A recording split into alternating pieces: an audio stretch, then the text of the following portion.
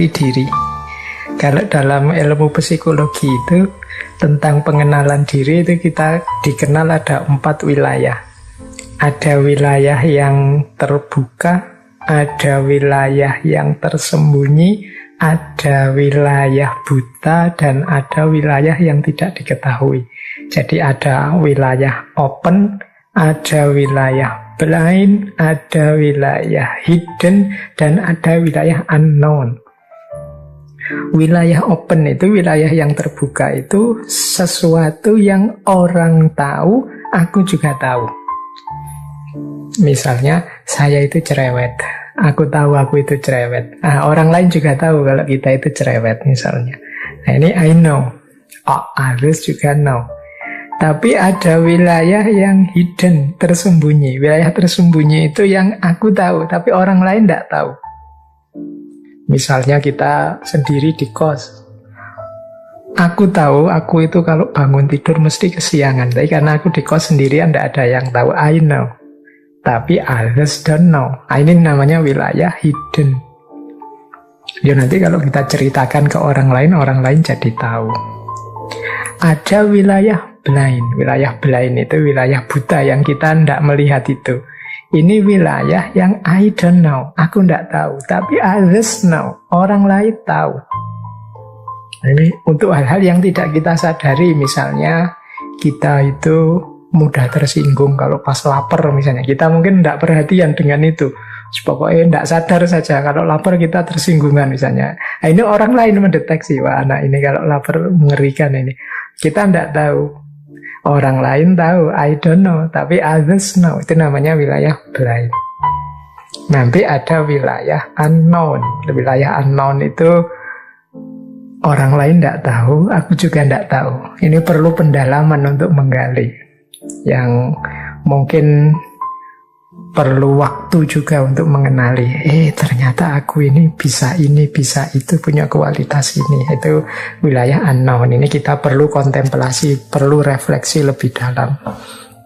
Boleh nanti kalau ada teman, ada sahabat saling menilai, kalau yang sudah punya pasangan mungkin bisa suami istri atau teman sakos yang di kamar itu saling mengenali diri. Jadi coba ditulis ya yang kamu ngerti tentang aku. Nanti aku nulis yang aku ngerti tentang kamu. Nanti saya juga nulis aku tentang aku, kamu nulis juga tentang dirimu. Nanti kita cross check sehingga kita bisa mengidentifikasi mana yang open, mana yang hidden, mana yang blind. Nah setelah itu monggo masing-masing melakukan muhasabah, refleksi, kontemplasi sendiri-sendiri untuk menggali, siapa tahu ada wilayah yang unknown, yang tidak diketahui. Ini salah satu jalan kita untuk memahami diri, mengenali diri, membangun identitas. Baik, jadi itu isu yang lain dalam kita memahami diri, mengenali diri, membangun identitas diri. Kita lanjutkan. Nah, penting juga saat kita melakukan self-identity, ada isu lagi yang banyak ditekankan oleh para filosof, yaitu terimalah diri kita sendiri. Mari kita menjadi diri sendiri. Ini menjadi isu di banyak hal. Misalnya ada kalimat dari Lao Tzu itu. Misalnya, angsa itu tidak perlu mandi untuk membuat dirinya putih. Demikian juga engkau tidak perlu melakukan apapun, engkau hanya perlu menjadi dirimu. Nah ini kalimat dari Lao Tzu. Jadi berarti apa?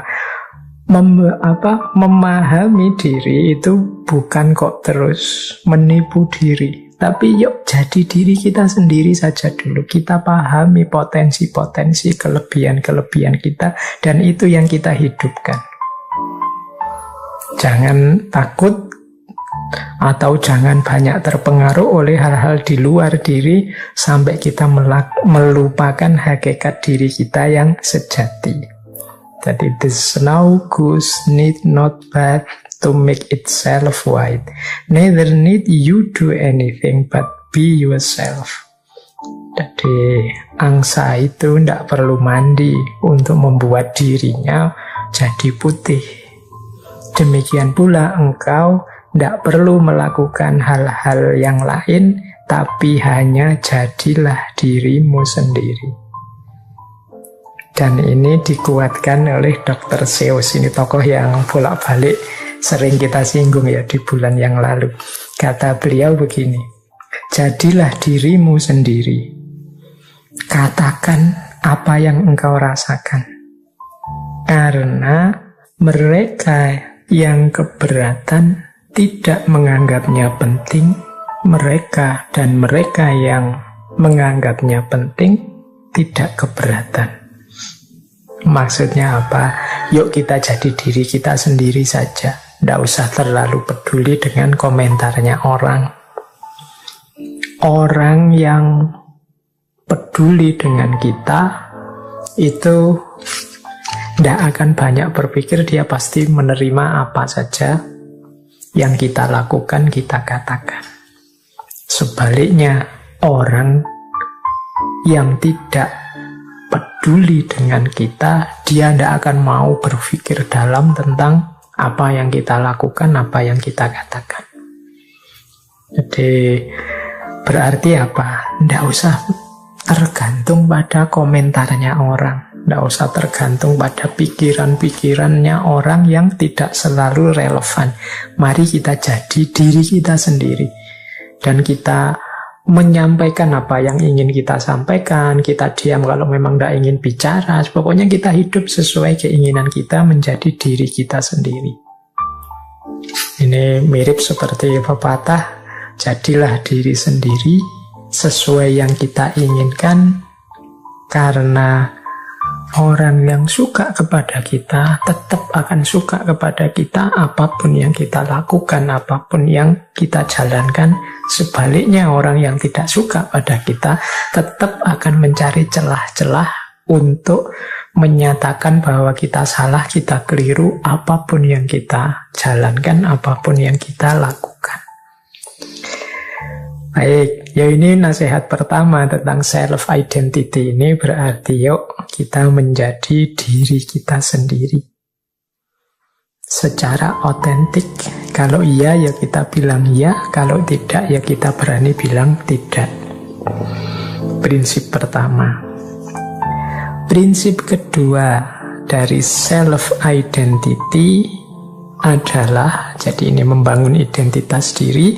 Identitas itu sesuatu yang seperti saya bilang di awal tadi, bukan harga mati, tapi dia adalah sesuatu yang dibentuk, diupayakan.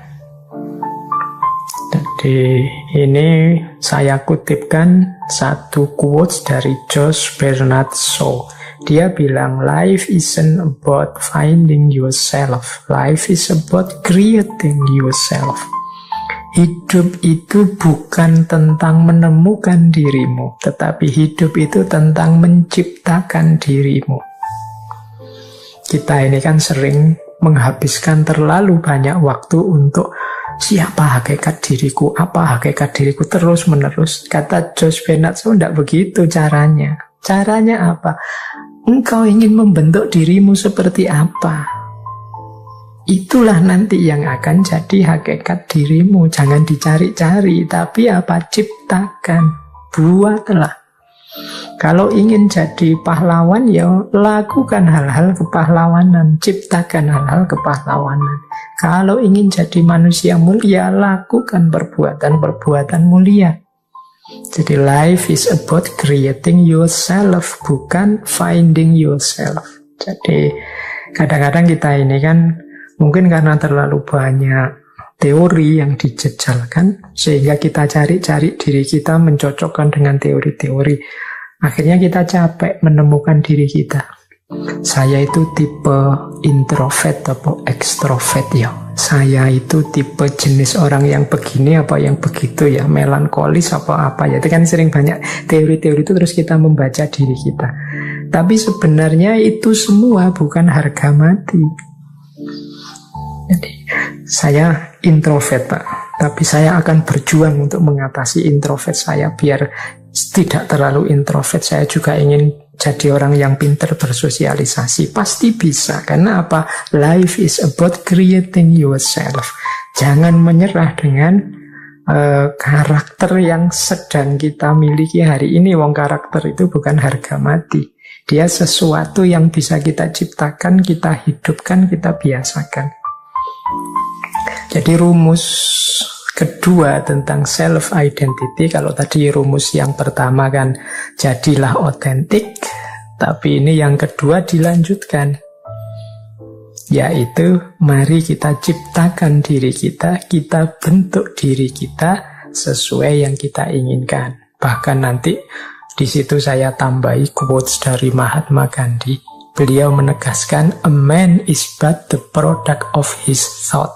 What he thinks he becomes. Manusia itu hanyalah produk dari pikiran-pikirannya. Apa yang dia pikirkan, seperti itulah dia terbentuk. Berarti apa? Yuk kita berpikir yang positif-positif, yang produktif-produktif. Kita berpikir yang baik-baik tentang diri kita, lingkungan kita, masyarakat kita. Disitulah kita juga akan terbentuk jadi orang baik. Pikiran kita yang baik akan melahirkan kata-kata yang baik, melahirkan tindakan yang baik, dan melahirkan kebiasaan-kebiasaan yang baik. Kalau hidup kita ada di siklus ini, pikiran baik, kata-kata baik, tindakan baik, kebiasaan baik, ya pasti karakter kita akan terbentuk jadi karakter baik. Identitas kita adalah identitas orang baik. Nah, jadi ini rumus kedua saat kita membangun self-identity, membangun identitas diri kita. Rumus yang ketiga untuk self-identity adalah identitas kita itu sifatnya adalah ongoing proses, senantiasa berproses, tidak mandek, tidak harga mati. Ini seperti kalimat yang saya ambil quotes dari William Shakespeare. We know what we are, but not what we may be. Kita tahu siapa kita sekarang, tapi kita tidak tahu what we may be, apa kita, siapa kita nantinya. Jadi berarti apa? Ya saya sekarang seperti ini, diterima saja. Tapi kan besok bisa jadi berubah. Asal kita rancang sejak sekarang. Nah, itu identity. Iya sih, saya sekarang orangnya pemalu, pendiam, introvert. Suka negative thinking misalnya sekarang. Tapi kan kalau memang aku berniat mengubah diriku, ya siapa tahu besok aku bisa berkembang jauh lebih baik. Dan tentunya kita juga kan ingin jadi jauh lebih baik. Jadi we know what we are. Kita mungkin bisa membaca siapa diri kita sekarang, tapi but not what we may be. Siapa tahu kita yang akan datang. Karena tidak ada identitas yang fix. Ya saya sekarang pemalu sih, tapi bukan berarti kepemaluan saya ini harga mati. Sampai besok-besok aku ya pemalu. Kalau kita mau bisa kok mengubah sifat pemalu kita, misalnya jadi agak pemberani misalnya. Itu what may be. Maka orang jangan putus asa dengan kondisinya, dengan situasinya, dengan identitasnya saat ini. Karena identitas, karakter, situasi itu sifatnya ongoing proses. Terus-menerus berubah, bahkan tidak ada titik akhirnya. Kitalah nanti yang bisa menentukan kita ingin jadi apa, kita ingin terbentuk seperti apa. Ini dikuatkan oleh quotes dari Lao Tzu. When I let go of what I am, I become what I might be. Kalau aku melepaskan diriku saat ini. Aku menjadi diriku yang mungkin. Diriku yang mungkin itu ya, diriku mungkin yang lebih baik, mungkin yang lebih sukses, mungkin yang lebih luar biasa, mungkin yang lebih dahsyat dari sekarang. Syaratnya apa? Let go of what I am. Berani melepaskan, berani keluar dari zona nyaman saat ini, berani out of box. Nah, maka akan ketemu dengan what I might be. Jadi identitas itu bisa bersifat ongoing proses. Bisa berubah terus-menerus. Tidak ada yang pasti, tidak ada yang eksak terus-menerus begitu. Wong, seperti sering saya jelaskan kan, hidupnya manusia itu serba dinamis, berubah. Maka we know what we are, but not what we may be. Kita tahu siapa diri kita sekarang, tapi seperti apa kita besok kita tidak tahu. Semuanya tergantung kemauan, keinginan, dan keseriusan kita dalam menjalani hidup, mengkonstitusi diri kita. Baik. Nah, ini waktunya tinggal sedikit. Ada quotes menarik dari Mahatma Gandhi lagi. Dia bilang begini, the best way to find yourself, the best way to find yourself is to lose yourself in the service of others. Cara terbaik untuk menemukan dirimu adalah dengan cara melenyapkan dirimu dalam melayani yang lain, dalam berbuat baik pada yang lain. Nah, ini quote terakhir dari Mahatma Gandhi ini mungkin kita pahami sebagai strategi alternatif ya. Mungkin kita kesulitan untuk membentuk diri kita. Ya sudahlah, ada jalan pintas, yaitu apa? Lakukan kebaikan untuk orang lain. Anggap saja dirimu hilang itu kikis egoismu jauh-jauh, kikis egomu dalam-dalam, abdikan dirimu untuk yang lain. Ya paling tidak dengan melakukan itu akan terbentuk diri kita sebagai orang yang baik, orang yang tulus, orang yang bernilai penting di tengah masyarakat. Jadi kita kan sulit, Pak saya itu siapa ya Pak? Saya itu cirinya apa ya Pak? Kelebihan saya apa ya Pak? Kekurangan saya apa ya Pak? Kita kan sering begitu, terus capek membaca buku kiri kanan. Sudahlah, kalau tips dari Mahatma Gandhi, lakukan saja kebaikan-kebaikan semampumu. Mungkin awalnya agak memaksa diri, tapi lama-lama seperti itulah kalian akan terbentuk. Jadi apa? Jadi orang yang baik. Jadi orang yang melakukan banyak kebaikan untuk sesama. Otomatis di situ kita eksis, kita bernilai penting. Tadi kan kita merumuskan identitas macam-macam itu kan untuk menegaskan diri, menunjukkan kita ada, menampilkan betapa pentingnya diri kita, kan begitu. Nah, kata Gandhi, ya ada jalan terbaik untuk lebih cepat sampai ke sana, yaitu apa? Lose yourself in the service of others. Lakukan kebaikan sebanyak mungkin, semampumu untuk orang lain. Otomatis nanti lama-lama terbentuklah identitas dirimu sebagai orang yang baik. Tampillah kalian eksis sebagai orang yang baik. Otomatis nilai dirimu jadi penting. Orang lain mendapatkan kemanfaatan dari hidupmu. Jadi ini jalan praktis dari Mahatma Gandhi. Kalau mungkin di antara teman-teman yang kesulitan melakukan konstitusi diri, identifikasi diri yang mendalam rumit seperti para filosof, ya sudahlah, teman-teman punya konsep kebaikan apa, ngerti yang baik-baik apa, paham yang bisa dilakukan apa, lakukan itu semaksimal mungkin.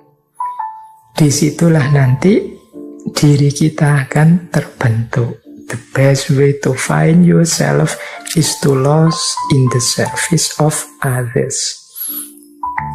Terakhir, ini tak tambahi satu lagi. Kalau tadi alternatif dari Mahatma Gandhi, ini ada lagi satu alternatif dari Maulana Rumi. Cuma ini mungkin lain waktu akan saya jelaskan jauh lebih panjang, karena sesi malam hari ini kita belum sempat masuk ke aspek identitas dari perspektif agama, khususnya dari perspektif tasawuf. Tapi kita bikin trailernya dulu ya. Ini dari Maulana Jalaluddin Rumi. Kata beliau begini, how do I know who I am or where I am? How could a single wave look at itself in an ocean? Bagaimana aku bisa tahu siapa aku atau di mana aku? Bagaimana sepotong gelombang bisa mengidentifikasi dirinya di tengah lautan? Nah, ini Maulana Rumi. Jadi ini pandangan yang mewakili kalangan tasawuf yang membangun identitas diri dalam naungan hadirat ilahi. Jadi bagaimana kita menegaskan keberadaan kita justru sebagai citra diri Tuhan yang ada di muka bumi. Yang itu justru yang tampil dari hadirnya kita itu bukan diri kita, tapi citra Tuhannya. Seperti setetes air yang ada di tengah samudera. Jadi setetes air tadi mewakili hadirnya samudera. Tetapi ketika dia ada di tengah samudera, ya bagaimana setetes air tadi mampu mengidentifikasi diri, karena yang ada, yang tampak tentunya adalah samudranya, bukan setetes airnya. Baik, ini mungkin lain waktu kita perdalam ya. Ini perspektif tasawuf.